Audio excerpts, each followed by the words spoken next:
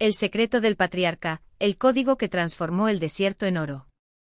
El viento caliente del Negev arrastraba granos de arena sobre las ruinas de Hebrón cuando el viejo rabino Yitzhak, último guardián de una tradición que se remontaba a los días de Abraham, cerró los ojos y respiró hondo.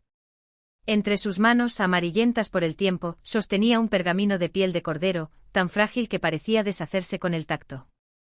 No era un texto sagrado como los que se leían en la sinagoga, sino algo más antiguo, más peligroso, el código del patriarca, un conjunto de principios que, según la leyenda, habían convertido a un simple pastor nómada en el padre de una dinastía de reyes y comerciantes cuya riqueza aún resonaba en los mercados de Bagdad y Alejandría. El rabino recordaba las palabras de su abuelo, pronunciadas en un susurro la noche antes de morir: la riqueza no es un premio del cielo, sino el resultado de un orden invisible. Abraham no pidió oro, lo atrajo porque entendió las leyes que rigen la abundancia. Pero solo el que está preparado puede sostenerla. 30 años antes, en las afueras de Ur, un joven llamado Abram, antes de que Dios cambiara su nombre, observaba cómo los mercaderes babilonios negociaban con sedas y especias bajo la sombra de los zigurats. Mientras los demás veían solo trueque, él percibía algo más, un patrón. Los hombres más ricos no eran los que gritaban más fuerte ni los que acumulaban más, sino aquellos que daban primero. Un prestamista llamado Melquisedec, rey de Salem, le había revelado en secreto que la mano que siembra con generosidad es la misma que cosecha montañas. Abraham no lo entendió entonces, pero guardó esas palabras como quien esconde una semilla en el desierto, esperando la lluvia. Años después, cuando la hambruna azotó Canaán y su gente clamaba por pan, Abraham no maldecía su suerte. En cambio, cavó pozos donde otros solo veían tierra árida y ofreció agua gratis a las caravanas que pasaban. Los mercaderes agradecidos le pagaban con información, rutas seguras, precios justos, alianzas ocultas. Poco a poco sus rebaños crecieron, sus sirvientes se multiplicaron, y su nombre comenzó a pronunciarse con respeto en los palacios de Faraón. Pero el verdadero secreto no estaba en el oro, sino en el flujo. El pergamino que Yitzhak sostenía ahora describía 3 principios, grabados en arameo antiguo. 1. La ley del diezmo sagrado. Abraham separaba la 10ª parte de todo, no solo de sus ganancias, sino de su tiempo, su conocimiento y hasta de su comida, y la entregaba antes de que le pidieran algo a cambio. No era caridad, sino un acto de fe en el ciclo: lo que das, el universo lo multiplica en formas que no puedes controlar. 2. El pacto de la palabra. Nunca negociaba desde la necesidad. Cuando el rey de Sodoma le ofreció riquezas a cambio de los prisioneros rescatados, Abraham rechazó incluso un hilo o una sandalia. Mi abundancia no depende de tu bolsa, dijo.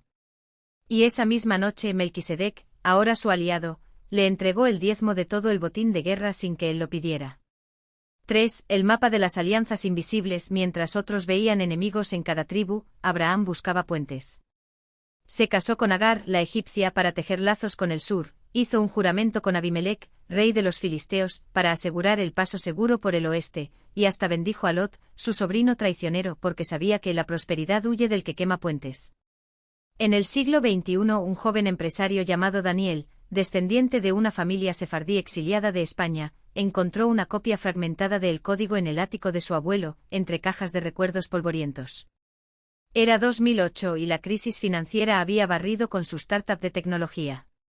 Con las deudas ahogándolo, recordó las historias que su abuelo le contaba de niño: los judíos no sobrevivimos 2000 años de persecución por casualidad. Tenemos un manual. Daniel aplicó el primer principio sin creer del todo, donó el 10% de sus últimos ahorros, aunque fueran magros, a una escuela en un barrio marginal de Tel Aviv. Una semana después, un antiguo cliente, al enterarse, le ofreció un contrato que salvó su empresa.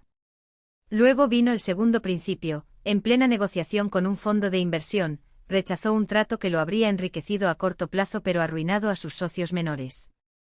El fondo, impresionado, le dio el doble de lo inicial. Y el tercero lo llevó a cerrar una alianza con un competidor árabe en Dubái, creando un imperio de logística que hoy factura cientos de millones. El rabino Yitzhak sonrió al recordar cómo, en sus últimos años, Daniel había vuelto a Hebrón para agradecerle. No es magia, le dijo el viejo sabio, acariciando el pergamino. Es física espiritual. La abundancia obedece a leyes tan precisas como la gravedad. Abraham no las inventó, las descubrió.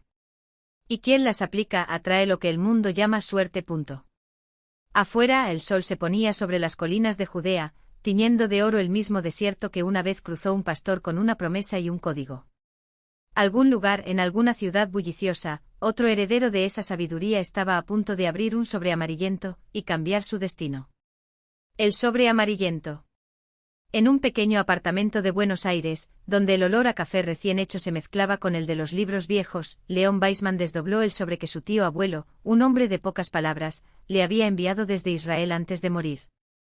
El papel era grueso amarillento por el tiempo, y en su interior no había una carta, sino un diagrama, círculos concéntricos atravesados por líneas que recordaban a un reloj de arena, con palabras en hebreo y árabes escritas en los márgenes. En la esquina inferior, una nota a lápiz, para cuando el camino se oscurezca. D. León, un economista de 34 años con una carrera prometedora en un banco internacional, había perdido su trabajo 3 meses atrás, víctima de una fusión corporativa que lo dejó con deudas y una sensación de fracaso.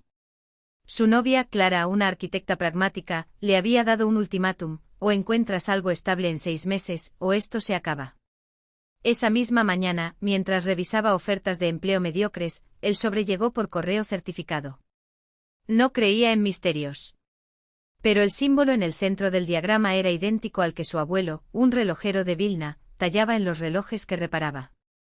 El tiempo no se mide, se atrae, le había dicho una vez antes de morir. León pasó los dedos sobre las líneas, sintiendo un extraño calor en las yemas. Esa noche soñó con un desierto. No el de dunas infinitas, sino uno pedregoso, bajo un cielo violeta. Un hombre con túnica blanca, que reconoció como el rabino Yitzhak, aunque nunca lo había visto, le tendía un bastón de ébano. «Mide con esto», dijo. León intentó tomarlo, pero el bastón se deshizo en arena. Despertó sudando con una frase resonando en su mente: «Lo que buscas ya está en tus manos». Al día siguiente, mientras Clara salía a una reunión, León extendió el diagrama sobre la mesa de la cocina y trazó con un compás las distancias entre los círculos. Los números que surgieron, 7, 12, 40, 120, no significaban nada para él, hasta que recordó un verso de la Torá que su tío abuelo citaba: 7 semanas de años, 7 veces 7 años. Era el ciclo del Yobel, el año del perdón de las deudas. ¿Pero qué tenía que ver eso con su vida? Decidió seguir el instinto. Tomó sus ahorros, lo poco que quedaba, y compró un billete a Dubái, donde su tío abuelo había mencionado una vez que los números hablan más fuerte que el petróleo. No tenía contacto allí ni plan. Solo el diagrama en el bolsillo. El aeropuerto de Dubái era un laberinto de luces y aceros. León, abrumado, se sentó en un café cerca de la zona de llegadas. Fue entonces cuando lo vio, en la pantalla de un noticiero, el rostro de Daniel Koren, el magnate de la logística, aparecía en una entrevista. La clave no es acumular, sino alinear, decía Mi. Mientras el cámara enfocaba un símbolo tallado en el marco de su escritorio, el mismo del diagrama. León se acercó al mostrador de información y preguntó por la empresa de Koren. La recepcionista, una mujer con hijab y mirada astuta, lo observó un segundo demasiado largo antes de darle una dirección en el distrito financiero. Pero no vaya sin cita, advirtió. El señor Koren no recibe a nadie. Sin embargo, cuando León llegó al edificio, una torre de cristal que reflejaba el cielo como un espejo, el guardia de seguridad lo detuvo con un gesto. ¿Nombre?, preguntó. León iba a mentir, pero algo lo detuvo. Dígale que soy el heredero de lo que Abraham encontró en el desierto. El guardia lo miró con escepticismo, pero hizo una llamada. 2 minutos después, un ascensor lo llevaba al piso 67. La oficina de Daniel Koren era una mezcla de minimalismo y antigüedades. Un mapa del siglo XVIII de las rutas comerciales entre Damasco y El Cairo colgaba junto a una pantalla con gráficos de bolsa en tiempo real. Koren, más bajo de lo que parecía en las fotos, estaba de espaldas, observando la ciudad. Llegaste tarde, dijo sin girarse. Pero mejor tarde que nunca. No sé por qué estoy aquí, admitió León, sacando el diagrama arrugado. Solo sé que esto me llevó hasta usted. Koren tomó el papel y lo desdobló con cuidado. Sus dedos temblaron levemente. Mi abuelo lo llamó el reloj de Abraham. No es un amuleto. Es un sistema. Señaló las líneas. Estos son los ciclos de la siembra, de la deuda, de la alianza. Tu tío abuelo, que en paz descanse, era el último que sabía interpretarlos en América. Yo los apliqué al comercio. Tú. Lo miró con intensidad. Tú los necesitas para algo más. León quiso preguntar qué, pero Coren ya estaba tecleando en su computadora. Tienes 3 días.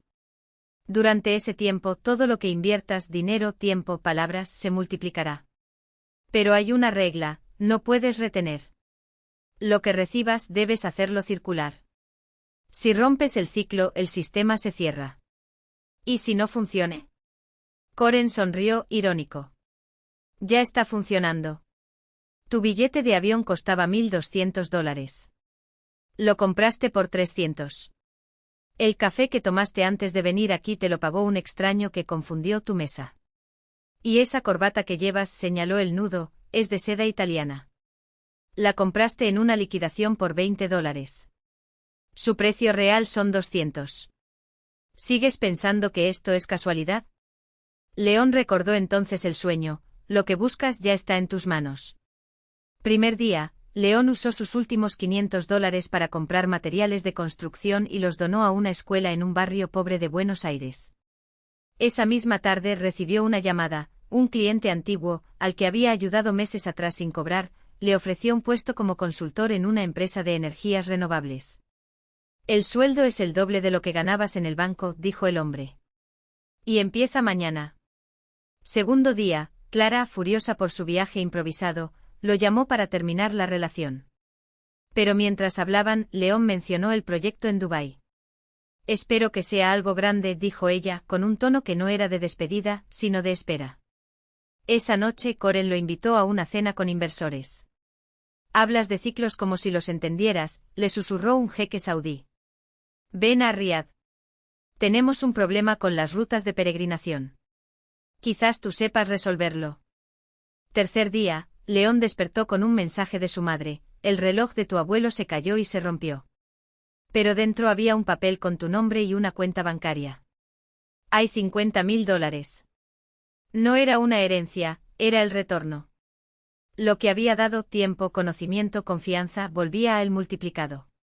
Pero Coren lo advirtió, el error de muchos es creer que esto es infinito. La abundancia es como el desierto, florece donde el agua no se estanca. León entendió. No se trataba de acumular, sino de ser el canal. Un año después, León dirigía un fondo de inversión ética en Latinoamérica, especializado en proyectos que combinaban rentabilidad con impacto social.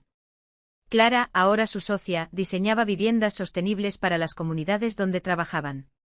Y en su oficina, sobre un estante de madera, estaba el diagrama enmarcado, junto a una brújula antigua que Coren le había regalado. Para cuando el camino se oscurezca otra vez, le dijo. Una tarde, mientras revisaba los estados financieros, León recibió un paquete sin remite. Dentro, otro sobre amarillento. Esta vez el diagrama era distinto, los círculos se entrelazaban como un árbol, y en el reverso había una dirección en Marruecos. Sonrió. El ciclo continuaba.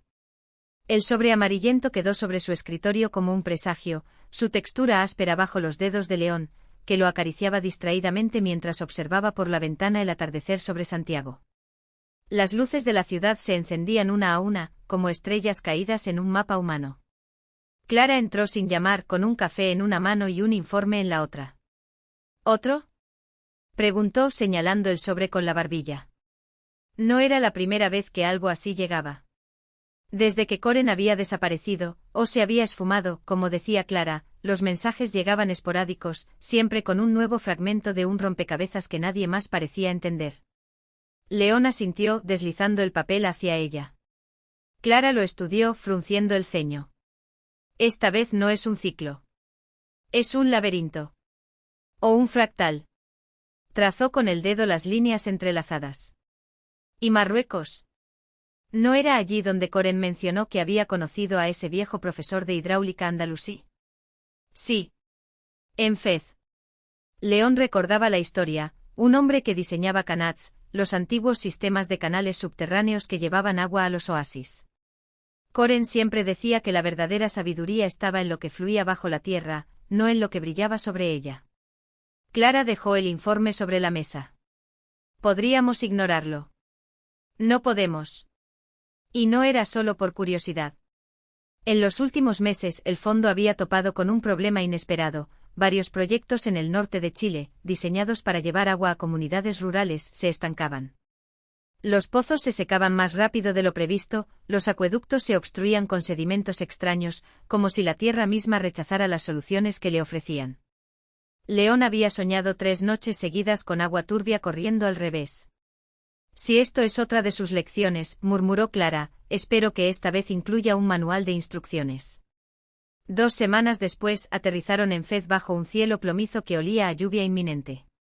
El taxi los dejó en la entrada de la Medina, donde los callejones se retorcían como venas antiguas. La dirección del sobre los llevó a una casa de adobe con una puerta azul descolorida, custodiada por un hombre mayor que los observó en silencio antes de hacerles pasar. Dentro el aire olía a menta y a papel viejo. Las paredes estaban cubiertas de mapas de cuero y diagramas similares al que León llevaba en el bolsillo. En el centro de la habitación, sentada junto a una mesa baja, estaba una mujer de rostro anguloso y manos llenas de anillos de plata. No era Coren, pero había algo en su mirada, una chispa de reconocimiento, que hizo que León contuviera el aliento. Sabía que vendrían, dijo la mujer en un español cuidadoso con acento bereber. Coren me habló de ustedes. Del hombre que aprendió a soltar el agua, y de la arquitecta que construye casas que respiran. ¿Usted es? Preguntó Clara. Nadia. La última aprendiz de Hassan al-Bazzan. Señaló un retrato en la pared, un hombre de barba blanca y ojos claros, sosteniendo una brújula idéntica a la de León. Él diseñó los canals que aún riegan estos valles. Pero antes de morir, me advirtió, el agua no solo se agota por sequía. A veces se esconde. León sacó el diagrama. ¿Esto es suyo? Nadia lo tomó, lo desdobló con reverencia. No es un mapa. Es una advertencia. Señaló los círculos entrelazados. Cada uno representa un pozo, un acueducto, un proyecto moderno. Y estas líneas, pasó él. Dedo por los hilos que los unían, son los caminos que el agua no puede tomar. Algo la está bloqueando. ¿Algo como qué? Clara cruzó los brazos. Algo antiguo. Nadia se levantó, fue hasta un baúl y sacó un objeto envuelto en tela. Lo desenvolvió, era una piedra negra, pulida, con vetas doradas que brillaban como filamentos de metal. Esto lo encontraron en un pozo seco cerca de aquí. Los obreros que lo tocaron enfermaron. Los que lo movieron, soñaron con voces bajo la tierra. León sintió un escalofrío. Recordó los sedimentos en los acueductos chilenos, el agua que corría al revés en sus sueños. ¿Y Coren? Preguntó aunque temía la respuesta. Nadia lo miró con pena. Él vino hace 6 meses. Preguntó por lo mismo. Se fue hacia el desierto, hacia las montañas del Atlas. Dijo que allí estaba la fuente del problema. Hizo una pausa. No volvió. El silencio que siguió fue denso como el polvo del Sáhara. Clara fue la primera en reaccionar. Entonces, ¿qué sugieres? Que vayamos tras él. Que busquemos una piedra maldita en medio del desierto. No es una piedra, dijo Nadia. Es una llave. Y no está maldita. Está esperando. Tomó las manos de León, sus anillos fríos contra su piel. El agua no se esconde sin razón. A veces, solo necesita que alguien pregunte correctamente. Esa noche, en una posada cerca de la mezquita Kairouine, León no pudo dormir. Afuera, el viento gemía entre los minaretes, arrastrando arena contra los vidrios. Clara ronroneaba suavemente en la cama vecina, pero él estaba despierto, girando la brújula de Coren entre los dedos. La aguja temblaba como si algo grande y antiguo, la llamara desde el sur.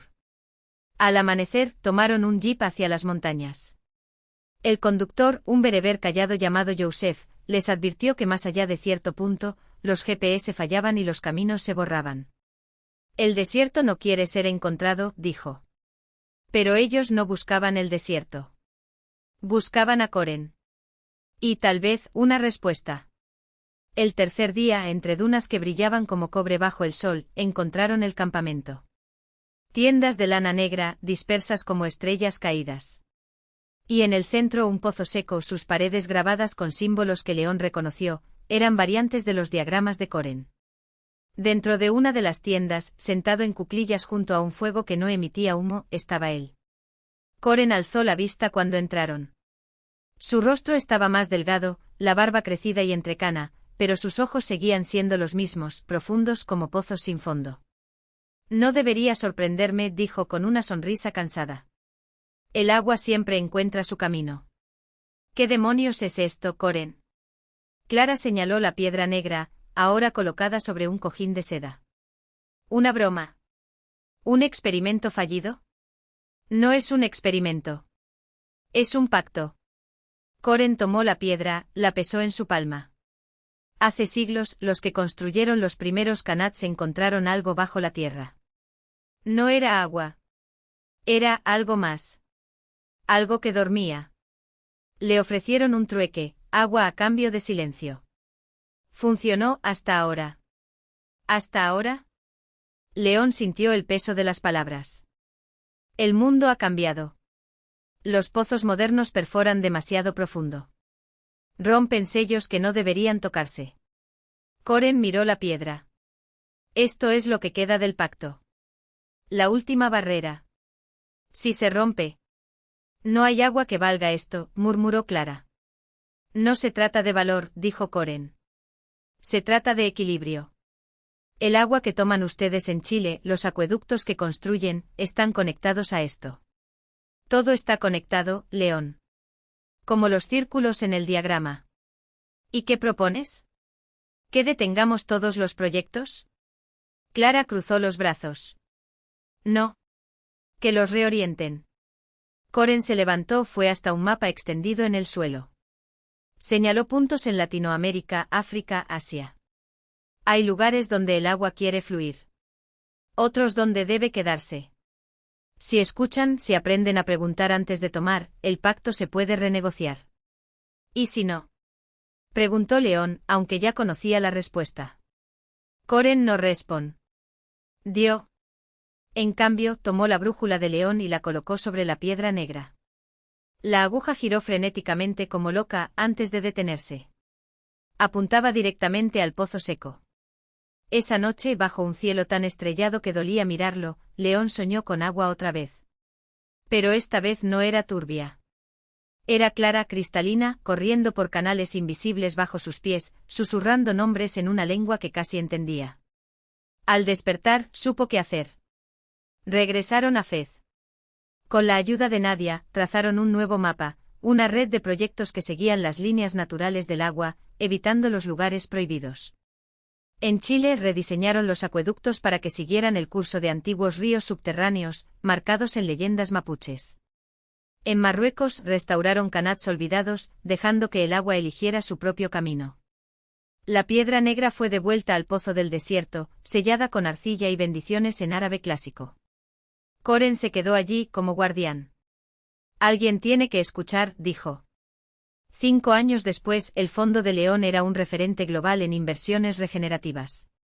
Clara había publicado un libro sobre arquitectura biofílica que se enseñaba en universidades de 3 continentes. Y en la oficina de León, junto a la brújula y el primer diagrama, colgaba una fotografía, un oasis en medio del Atlas, donde el agua brotaba limpia y fría, como si nunca hubiera estado en peligro. A veces, al anochecer, León recibía un sobre amarillento. Dentro, solo una frase escrita a mano. El agua fluye. El ciclo continúa. Y sonreía. Porque ahora entendía que algunas preguntas no tenían respuesta. Solo movimiento. Solo flujo.